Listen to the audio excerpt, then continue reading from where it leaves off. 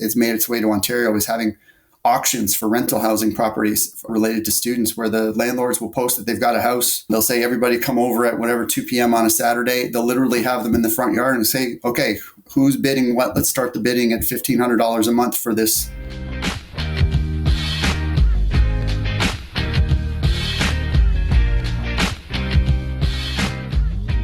Hello, and welcome to the Student Housing Insight Podcast, where we are putting you in touch with the folks who bring student housing to life. I'm your host, Wesley Deese. I'm also the CEO of Student Housing Insight. If this is your first time listening to the podcast and you want to find out more information about SHI, because we're not just a podcast, but rather a platform for industry professionals to learn, be informed, and network so we can all simply make student housing better. You can find out more information by going to studenthousinginsight.com. I wanted to put something out for our Canadian audience and provide a preview episode of an upcoming conference in Vancouver that will be happening later this month, April 19th and 20th. It's the Student Housing and University Real Estate Initiative, or for short, it's called the SHURE Initiative. I recently got to sit down with the conference's host, Brian Klebash, as well as Mike Porritt, who's the VP of International Advisory Services for the Scion Group. He's been on the podcast several times before, as well as Andrew Parr, who is the Associate VP of Student Housing and Community Services at the University of British Columbia in Vancouver. UBC is also the host venue for the conference, and I got to tell you, I'm a bit bummed that I won't be attending this conference. I've yet to visit Vancouver, and I hear it's not only a beautiful city, but a very friendly city. But I don't think I've ever met anybody from Canada who isn't friendly. So that's par for the course, I guess. But anyway, I wanted to get this out to kind of give everyone a sense of what's happening in Canada, not just from the standpoint of what's happening with this conference, but just overall kind of what's happening. So, all right, so let's go ahead and cut to this interview.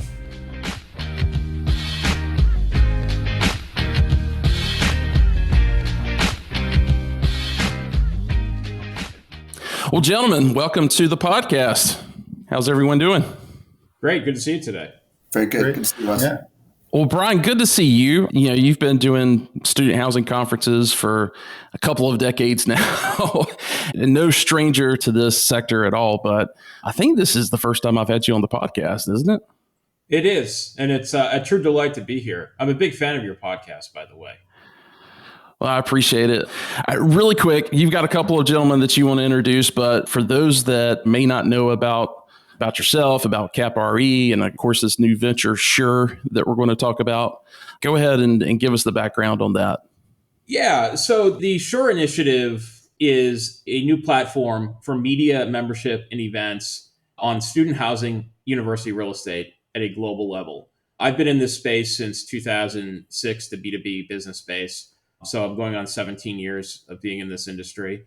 We found a unique demand, if you will, for information, networking, membership on a global level for the student housing and university real estate space.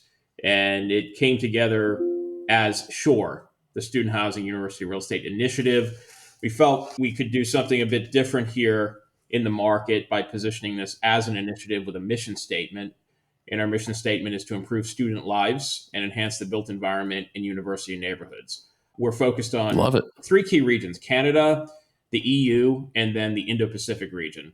That's our initial focus. We had been active in Canada for a few years, and post-pandemic, we found that the marketplace in Canada changed quite a bit due to a surge in student enrollment and also a surge in general immigration to Canada. So on the other side of the pandemic, we found a housing crisis in Canada, and our event at that time met a unique demand of providing information and facilitation of networking for folks. So over the past several months, this has developed into the SHURE Initiative. So we're really excited about the SHURE Initiative. We're branding it just as the SHURE Initiative and not using our CAPRE name as well. That's another side note. But the plans are to have membership, news, information, events in Western Canada, and then Toronto. We plan to be in the EU, in Zurich, with an event this fall. And we're looking at Tokyo as well. Very cool. This has actually been growing more than I thought it could have, and we're getting a tremendous response from everyone from university officials to private student housing executives and even the government in Canada this time around. So I think people like what we're doing. I think we stumbled into a new platform, Wes, and we're just going to keep growing this as much as we can. Well, great. Well, I'll have you introduce your two other guests here that are a big part of this. One of those is not a stranger to the podcast with Mike from Scion, but go ahead. I'll let you make the introductions. Right. So we're joined today by two folks who will be participating in SHURE-Vancouver. Andrew Parr is the Associate Vice President at the University of British Columbia. Andrew and I started to work together, I think, in 2020, but we're preempted by COVID, and we have actually not met yet. So I think I'll be meeting Andrew in person for the first time next month. And Dr. Mike Porritt is a VP of International Business at the Scion Group Advisory Services. So Andrew is in Vancouver, and Mike is in the Greater Toronto area.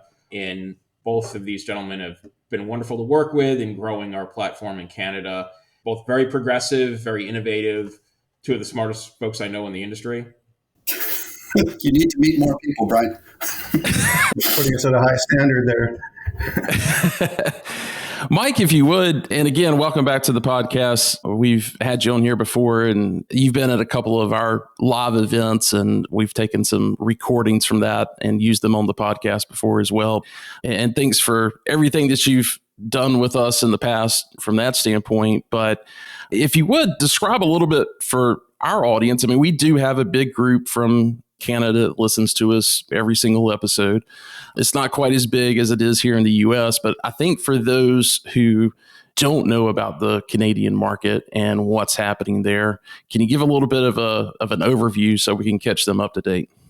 Canada as a whole country has been facing a housing crisis for a while now.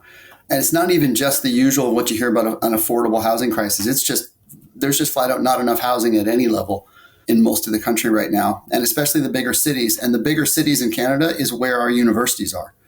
Not just the flagship universities like Andrew at UBC and Vancouver, but also there's several of the regional universities that are also in the big cities. So I believe it's 12 of our U15, which is the U15 is our big Research One institutions, are in the 10 biggest cities in Canada. So when there's a housing crisis in the city, there's a housing crisis for the students because not all the students live on campus. Our campuses have been trying to make arrangements. We're incredibly busy doing consulting jobs all over the country now to try to help figure out what demand is for new houses on campus, potential partnerships, et cetera, for both the colleges and the universities. And that differential between colleges and universities is one thing that makes Canada unique and also has quite a bit of implication for the housing market.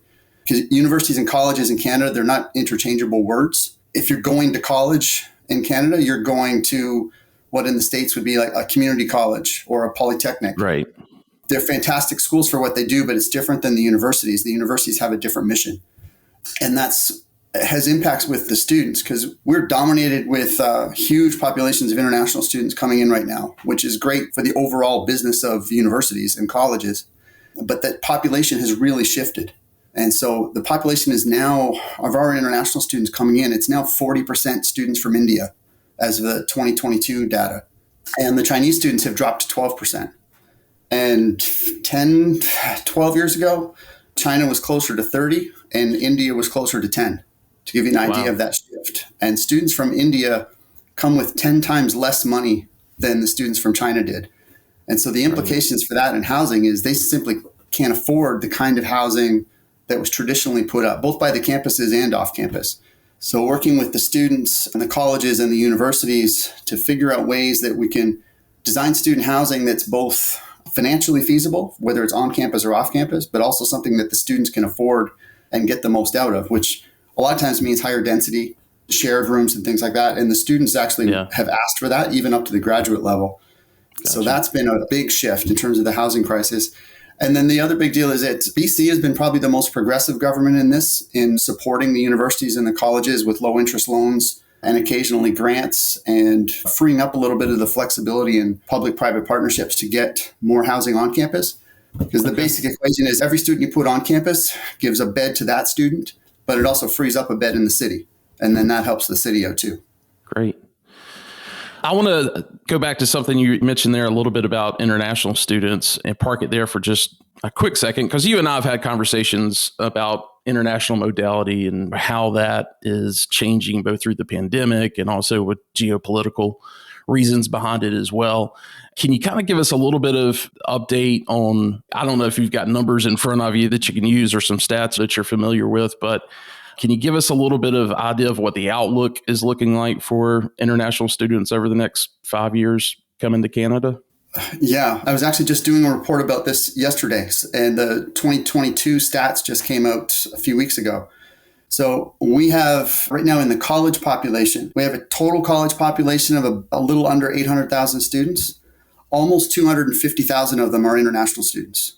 Wow. And of that population, it's close to 65% that are from India, which is a really weird situation to be in, to be so reliant on one particular country. But in general, we have good relationships with India, and they don't have a big enough higher education system to keep their folks. Yeah. And we also have a large Indo-Canadian population in Canada too. So they have lots of family and friends here.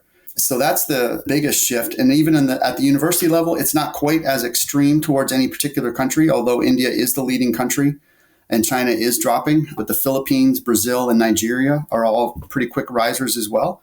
And we've seen a big increase in students from the Ukraine related to refugees and fleeing Ukraine to come to Canada. Okay. But the biggest difference for those listening in the States, Canada in 2022 had more than 800,000 international students.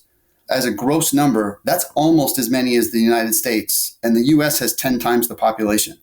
And within a handful of years, we'll have more international students in Canada as a country of less than 40 million than the US does as a country of probably close to 370 million by that time. So we're very reliant on the international students, but their demographic has shifted quite a bit. And that's happening now and going to be a big adjustment in student housing. There's huge demand, but it's not the same. It's not demand for the same type of thing that it used to be. And that's what we have to adjust to. There's even a bigger crisis in the UK, and plus the UK isn't having the demographic fall off that we're having with Gen Z here in the States. And so the UK used to be a big importer and still is of Indian students. And so I've got to imagine the pressures that the universities in the UK are getting are probably pushing a lot of those Indian students to Canada and the US as well, and certainly Australia. There's one more thing I could add that I forgot. The other part that draws a lot of students international to us is if they complete 2 years of studies and get their diploma, certificate, or degree, if they go to a 4-year institution, they can apply for a work permit that's good for 3 years. And the stats from last year were 74% of incoming international students intended to stay to apply for a work permit, and 64% intended to apply for permanent residency. We have very immigration-friendly international student policies, and that's also driving a lot of students to Canada. And Australia sees the same thing because they have very similar policies as well. That's why there's a lot of drive of international students to Canada and Australia. And we also have very good schools. Yeah. UBC, where Andrew is regularly in the top 25 in the world. And if you take out the privates, UBC is probably in the at least top 10, if not even higher. McGill, where I used to work, and University of Toronto, they're always in the top 40 or 50. And I think we've got 9 or 10 now in the top 200. So the quality of education is also super high. And I'd like to think we're a pretty friendly country too. Could I just jump in with a quick comment? First of all, everything that Mike says resonates so much with me. Like everything you say there is conversations we're having at UBC and challenges that we're realizing at UBC. But the comment, Mike, about the number of international students coming in from many different countries around the world is very true here. And I think what that means in the context of student housing is universities and colleges have a responsibility to develop student housing. We're inviting these students to come. There's so many of them, it's actually impacting the housing crisis in Canada. The number of international students that come that need shelter is impacting other people, other Canadians and other immigrants and whatnot to have access to shelter. I think there's actually a responsibility that universities have, that if you're inviting international students at the rate we are inviting international students to come to Canada for their education, that we have a responsibility to provide shelter to them as well and help support or reduce the crisis that we are facing in Canada. Well, Andrew, what's your opinion on how much the private sector is going to have to be able to partner with universities to make that happen? Are most of the universities in Canada looking to the private sector to help with that? Or is that something that the universities are trying to figure out within their own budgets? It's a very good question. It's an interesting question for me to answer because UBC is very independent in terms of developing its lands and student housing. And we don't have any partnerships really at this point. But that said, that's my experience.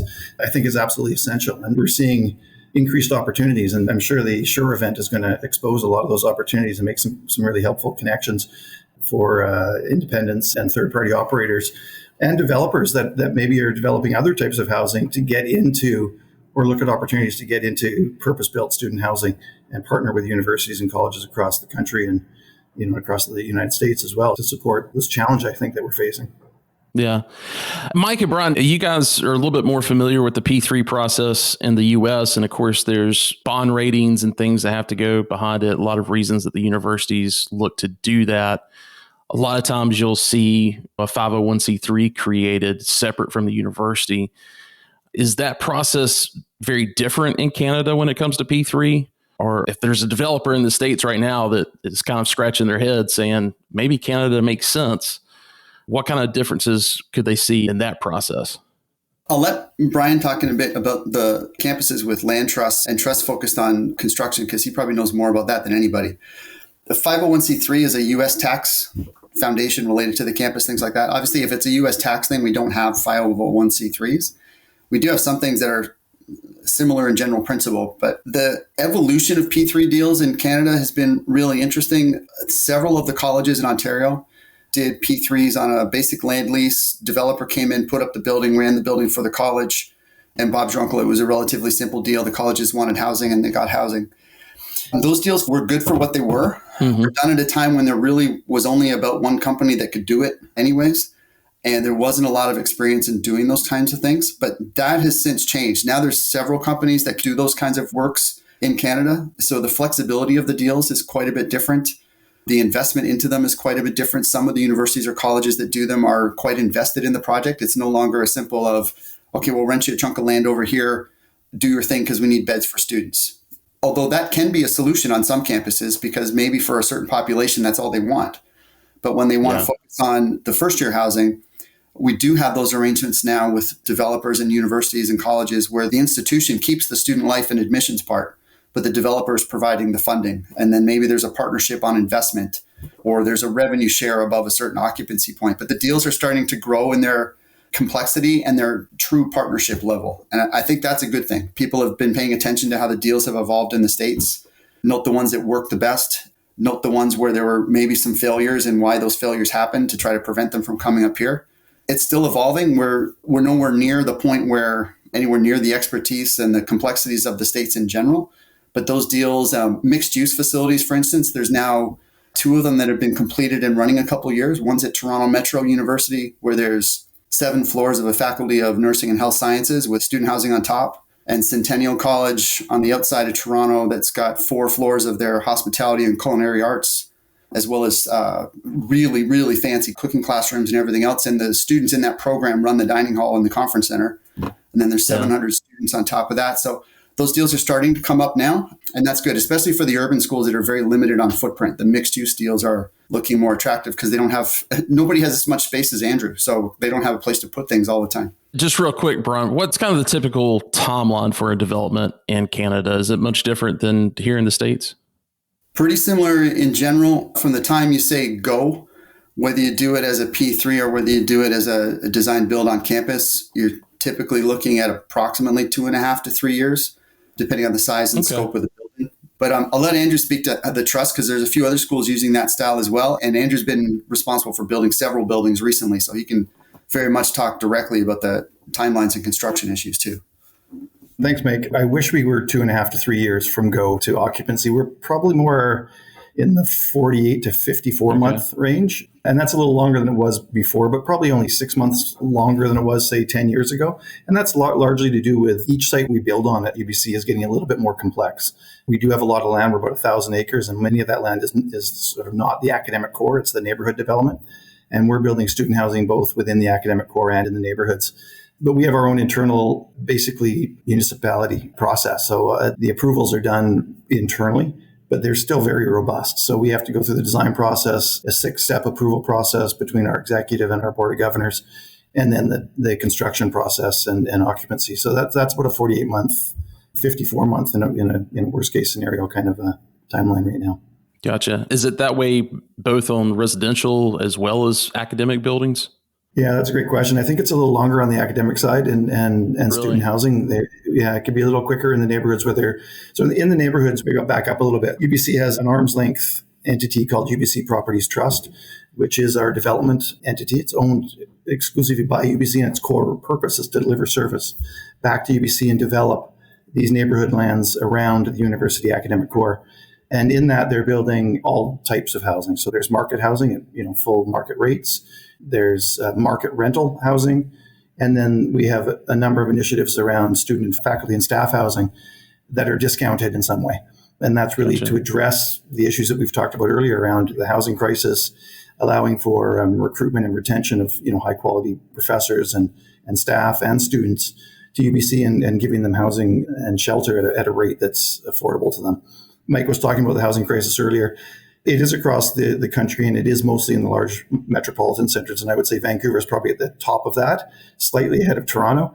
A one bedroom right now in an old, say, 3-story walk-up is probably in the $2,000 range per month to rent, for example. A 3-bedroom, $5,000 a month. Newer would be even more than that.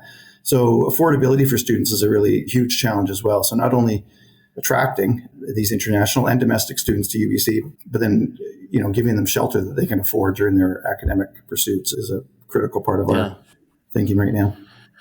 Mike, I know and Brian, I want to come back to you on that other topic we're about to jump into, but just really quick, I remember 5-6 years ago when I was doing some consulting in Canada, there were rent caps that had been put in place in certain areas of Toronto.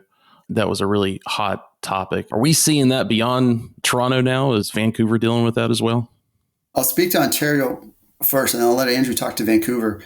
There's a government that's come in like the last 5 years or so in Ontario, and they've largely taken away the rent cap issue for anything newer than 2018, which has made the affordability crisis basically go on steroids. There's always been a process where once you've got a place, as long as you stay in it, it's restricted how much the rent can increase each year. And that's usually ends up being somewhere between a 1% and 2%, unless they're doing significant things. Something that's been pretty controversial here, and I'm sure it's out west too, is a rental eviction, where the landlord will say, well, we're doing significant renovations, so you've got to get out, and we're repurposing the building. And then the repurposing and retrofitting of the apartments leads to a rent that gets justified at being 10, 20% higher than what it originally was. And that person who was put out, that new rent gets approved because of the improvements, and that person can never get back in again. Yeah. So that's becoming a common thing. And then the other affordability one, I know this is in Vancouver and it's made its way to Ontario, is having auctions for rental housing properties related to students, where the landlords will post that they've got a house. They'll say, everybody come over at whatever 2 p.m. on a Saturday. They'll literally have them in the front yard and say, okay, who's bidding what? Let's start the bidding at $1,500 a month for this 2-bedroom, and then it'll just go up and up until people stop bidding, and then that's who gets the lease. Wow. So, Mike, you alluded a little bit ago that you wanted Brian to talk about the property trust, and Andrew kind of touched on it there a little bit. Brian, if you will, let's jump into that, because I think we need to go into that a little bit more deeply, because to me, it sounds a lot like a real estate foundation that a university in the States may have, but I think it's a little bit deeper than that. Can you start to explain? I know Andrew's got some points he could add to that as well. Right, you're right. And this is where the U in SHURE comes into play. Universities are often the largest property owners in municipalities, boasting a robust portfolio of office buildings, classrooms, athletic, and other ancillary buildings. So what we're finding with SHURE is that universities such as UBC or University of Toronto in Toronto are very progressive, very inclusive with their master planning and their strategy that is welcoming faculty, staff, students, and the general public. There are other universities that are less progressive with their real estate, more focused on the core academic mission, and starting to come around to recognizing the value of their real estate and how that can monetize and bring value to the university. So each university or college has its own real estate operating entity. In most cases in Canada, it's a real estate property trust at the direction of the board and the overall university. So I defer to you on this. I think your story and your campus vision 2050 is quite interesting. I think, for the folks watching this, understanding that, UBC has a significant portion of land in Vancouver, how many buildings, how many square feet, and just describe the plans and how inclusive it is in terms of the types of buildings. I mean, you've got for market residential. You're a city within a city, in short. And it's a very inclusive, very progressive plan. I think the audience, you can convey that to the audience.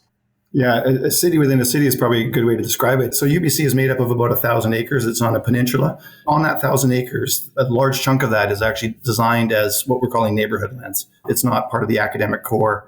It doesn't have academic buildings and whatnot. It's actually neighborhood developments. And those neighborhood developments, as you say, Brian, are whole communities where we have a mix of market rental, market sale, condos, and that type of development, townhouses, and then purpose-built student housing and faculty and staff housing that's actually built with a discounted rent and other incentives to as an attraction tool to UBC for faculty and staff to be attracted to work at UBC and come to Vancouver, which is a very, as we've talked about before, a very expensive marketplace. And one of the reasons we don't attract actually quality, say faculty, staff, and students is because it's too expensive to come here. They'd like to come here. They'd like to be a part of UBC, but they decide to go somewhere else because they can't afford to come to UBC. Not from a tuition perspective, but from a shelter, food, childcare perspective, those kind of things that are really important to families. So we're really trying to build out these whole communities where we have childcare facilities. We have all of the amenities that support an individual or a family, grocery stores, restaurants, doctor's offices, all those services are available and creating these whole communities. That work is done by UBC Properties Trust on behalf of UBC. And the proceeds that are generated from that become part of an endowment at UBC, and we're borrowing from that endowment to build our student housing. Okay. Is the property trust owning that real estate the entire time, or is there, a potential plan for that to be deeded over to the university entity? Yeah, great question. All of that land exclusively is developed in long-term leases. So UBC is not giving up ownership of the land. I will make a comment about ownership of the land too, because I think this is really important, as UBC is situated on the unceded ancestral and traditional territory of Musqueam First Nations. And we have a very close relationship with our Musqueam colleagues. So we're really, I would say, privileged or blessed to be able to develop and utilize this incredible land that we're sitting on, but it is in partnership with our First Nations partners, in this case, Musqueam. Great. Can I jump on something that Mike said earlier? We were talking about sort of rent and rent caps and that kind of thing. I've got some interesting numbers that I think the listeners might be interested in. The rent cap in British Columbia, the maximum rental increase for a turnover or for a resident that is continuing in that unit is 2%. So Mike was talking about 1 or 2%. That's right in that range of 2%. And that's established by the government. But the rent eviction and other ways of forcing tenants out of a unit and then doing a minor renovation is a strategy that many landlords are using. Last year on turnover units in Vancouver, the increase was 27% for the same unit, meaning that the average increase in rent in the Lower Mainland was 11% last year. So even though there's that cap of 2, rents went up on average by 11%, and turnovers went up by 27%. And then I think that's an important number because, first of all, that's just unsustainable, continuing increase of those kind of numbers. But secondly, it actually causes perhaps a challenge and an opportunity for student housing operators. And the challenge is that we want to stay below the marketplace, but we don't want to have too wide a gap between the market and our rents. And we can't put an 11 or 27% fee increase there. So we're seeing a widening gap between our rents and the rents in the marketplace. That's positive in a way. We're offering lower rents for students, but it also puts a huge demand on students wanting to live in student housing at a much higher rate. So our demand, we've added 5,555 beds in the last 10 years, and our wait list has tripled. It's gone from 3,000 students a year at the summer sort of peak to 9,000 students a year. So while we're doing well at growing our student housing stock and allowing more students to live on campus, we're actually falling short of demand by quite a significant amount. And that's because of what's happening in the marketplace. So, Mike, I'm going to put my asset manager hat on here for a second or operators, because I've seen operators typically, when they're dealing with some type of rent control, they find a way around it if the market will allow for it. So either, they'll bring up that 2%, but there'll be some other kind of fee that they work in. Is a lot of that happening in these areas, or is everybody trying to play within the bounds of what's been set by the provinces? The nature of student housing, every time one student moves out, then you can change the rent. And there's not too much limitation on that outside of the market and just your general willingness to recognize that if you go too high, you're not going to get any more students because you just run out of students that can afford to pay it. But when the lease changes to a new student in the professionally managed, purpose-built student housing things, that is a chance where they can raise the rate. If that student stays, then they're subject to that, whatever the particular province is, what their limitations are, 2% or less usually. But as soon as they move out, then they can change it. So are they making move-outs mandatory then? Not yet, because most of them still like the idea of keeping students. And plus they know they're probably not going to get a student that stays with them beyond 3 years, because they usually lived on campus their first year in a university market. Probably you're not going to get them beyond 3 years. Yeah. Let me ask this question. How does that work with, because we deal with a lot of transfers in student housing between academic years. Does that transfer count as a move out as far as that's concerned? If it's off campus, it's a new person. So unless they figured out a way to just transfer a lease within a year, which sometimes can happen, then that student is a new student and they can raise the rate if they want to. They often won't do it in the middle of a year, but just for the hassle of bookkeeping, but they would be able to. Great.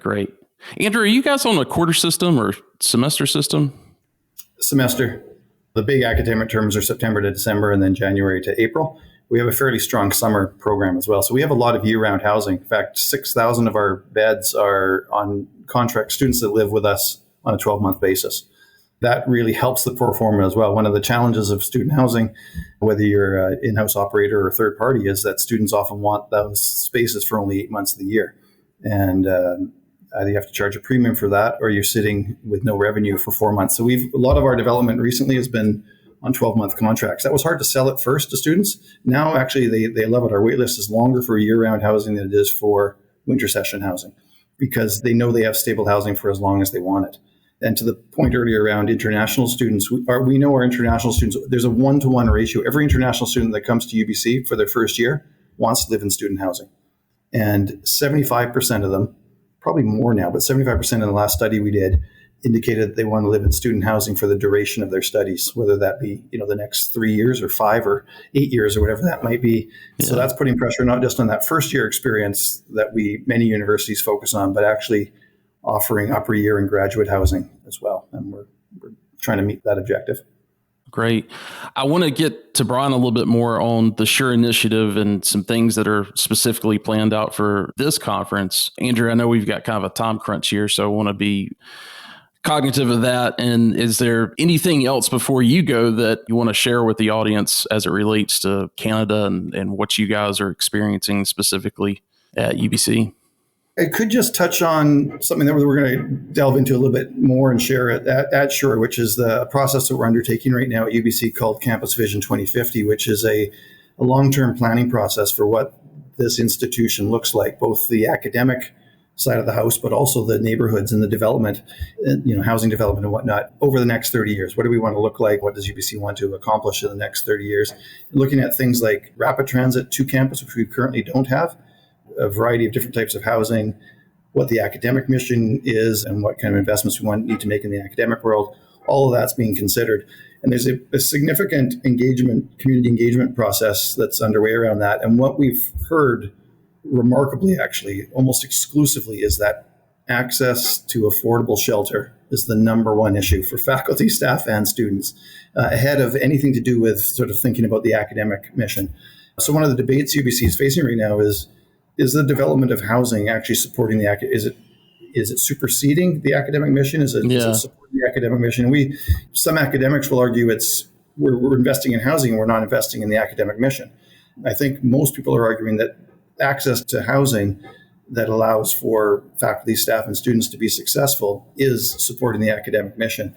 So that's kind of where we're at right now with that. But it's really remarkable that engagement through this process is focusing almost exclusively, from anyone that's involved, anyone in the community that's engaged with this, is focusing on the issue around housing. So it really emphasizes how much of a crisis it is and how important it is for universities like UBC and others to think about and invest in housing to be successful and to be successful into the future.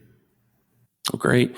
I hope you can stay on for just a little bit longer, but I know you've got to get 6 across minutes.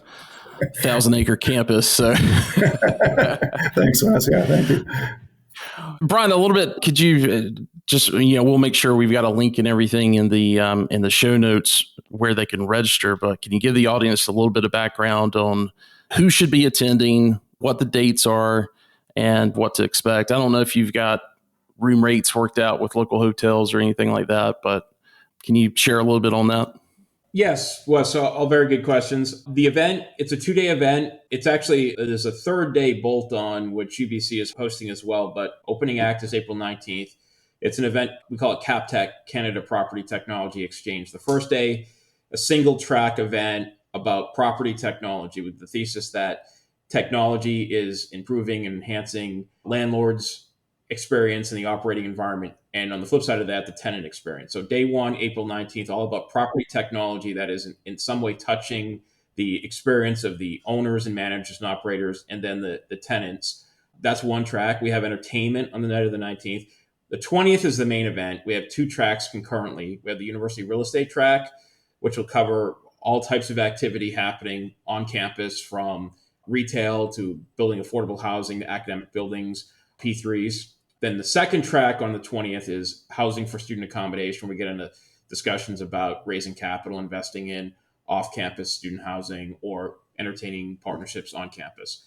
Andrew, you might want to touch on the 21st. UBC is hosting its own private event as a bolt-on the morning of Friday the 21st. So SHURE is the 19th and 20th. We're encouraging our folks to stay an extra day, the 21st, because UBC is having its own private workshop. Andrew, I don't know if you want to mention that as well.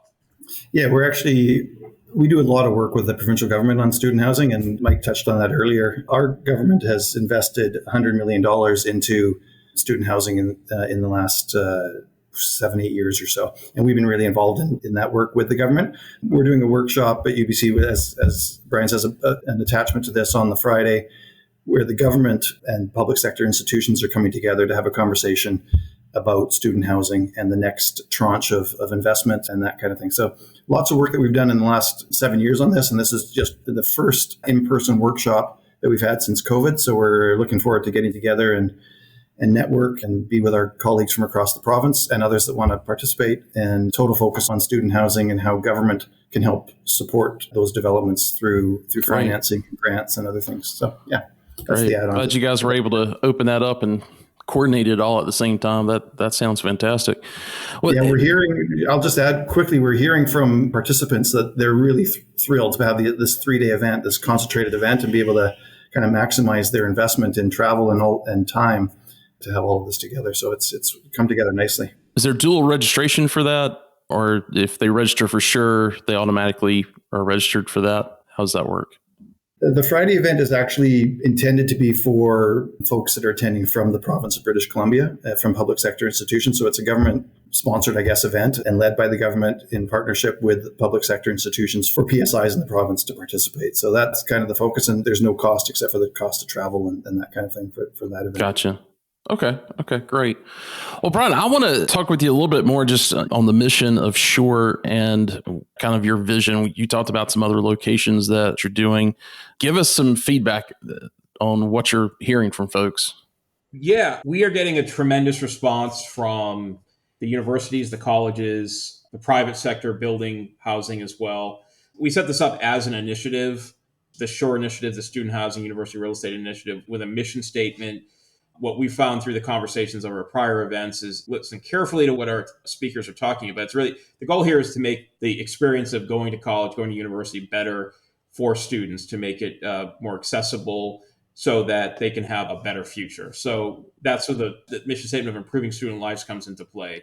It's truly a mission of pretty much everyone involved in our events, in the media platform, to improve student lives and then enhancing the built environment in university neighborhoods. So I'm finding a tremendous response, a tremendous level of support from pretty much the university world in Canada, as well as the college world. Folks want to have this conversation, want to engage in this conversation. It's a vital discussion to be having. And we have basically focused on 2 events in Canada, Vancouver West in the spring, Toronto East in the fall.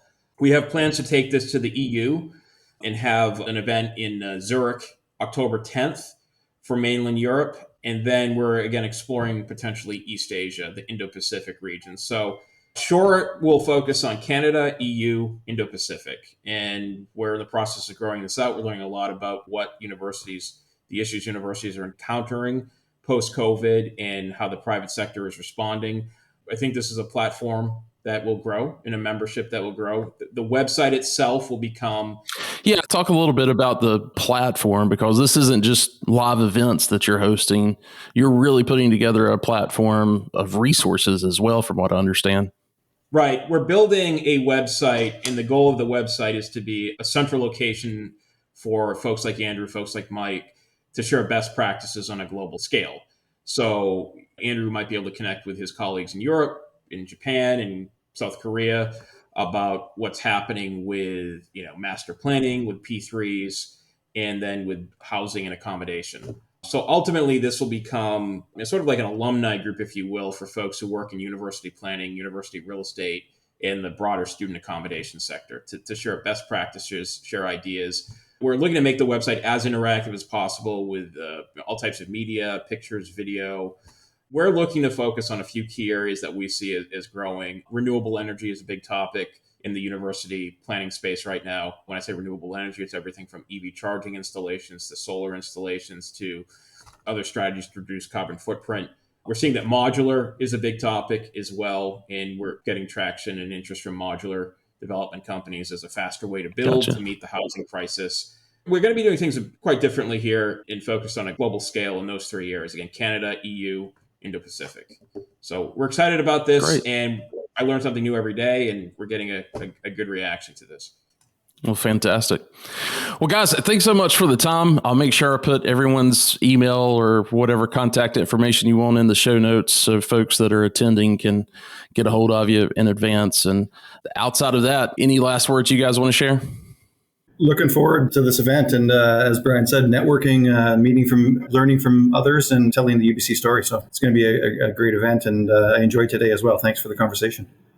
Great. And same for me. Andrew's already out there, so he gets to see it every day. But because of the pandemic, I haven't been all the way out west in 3.5 years or so. So getting a chance to see what's been done there in person and then see my friends from out west, learn more about what's going on in BC, especially in BC with the second wave of potential government funding after the first wave was so successful.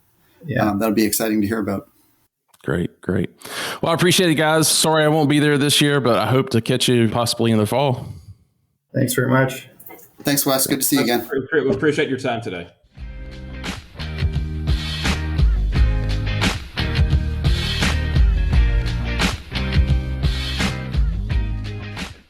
Well, again, thanks to Andrew and Mike for their time. I always enjoy talking to Mike, and it was great to meet Andrew. I think we'll probably have both of them on some future podcasts when we talk about Canada.